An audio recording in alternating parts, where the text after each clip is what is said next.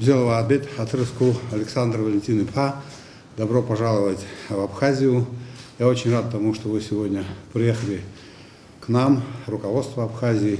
Наши граждане связывают с вашим приездом большие надежды, потому как мы с вами уже некоторое время обсуждаем существенные вопросы.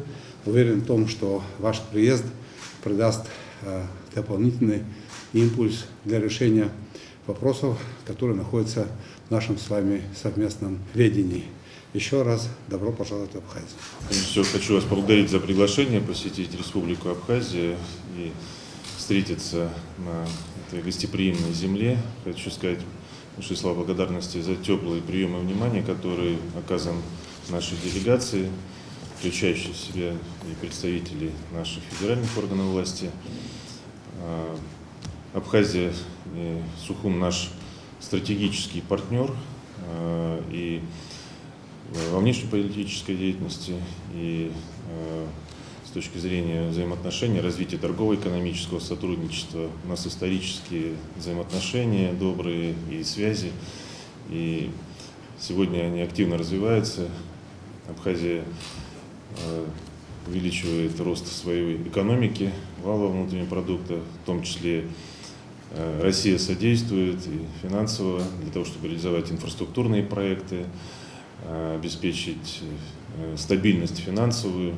У нас растет торгово-экономический оборот, по прошлому году он вырос на 73%, и я считаю, что это не предел, потому что есть большой потенциал в самых различных отраслях, и, конечно, в первую очередь это туризм, это те новые проекты, которые могут быть инвестиционно реализованы для привлечения сюда туристов, это восстановление работы аэропорта для того, чтобы обеспечить туристический поток.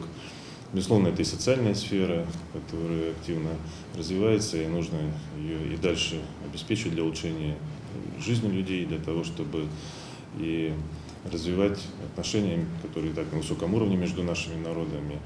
И сегодняшний приезд нашей делегации направлен на эти цели. У нас будет встреча с председателем правительства, который является сопредседателем комиссии по торгово-экономическому сотрудничеству между нашими странами. И мы обсудим все текущие вопросы, проблемы, которые есть, будем их решать и будем двигаться вперед.